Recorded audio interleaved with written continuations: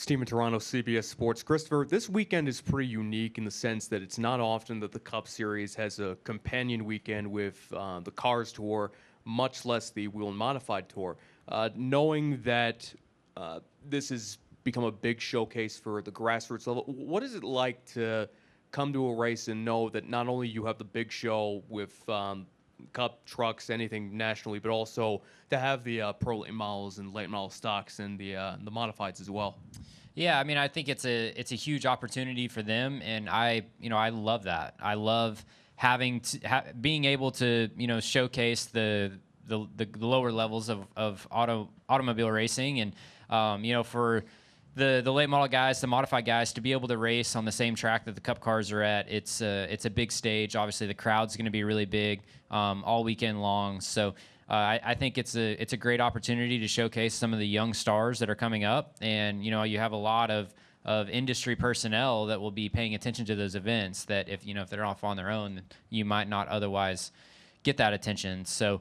As a kid growing up, I always looked forward to these events where you get to race alongside the big stage, and I love that we get to do that here. Josh was in the pro late model race yesterday. Ryan Newman's going to be in the modified race. A couple other drivers are double dipping in some events as well. Correct me if I'm wrong. I think the last late model race you did was New Smyrna. Do you have any other plans to run anything like that anytime soon?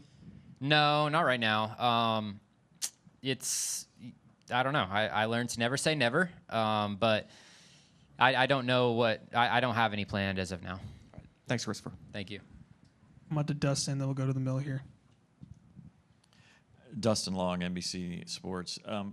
Christopher, when somebody has a lot of success, people want to emulate their path to it. So when people look at how you've come to this level, what Kyle has done, and the success that you guys have had, and the dominance you guys have had this year, what is it like at your age to, and I'm assuming you've seen people say that, hey, I'm doing the Christopher Bell plan, or I'm putting my kid in this type of racing because of Christopher and Kyle, and do you see that, hear that, and what is that like at this point in your career, when I know you would say you still have so much more to accomplish?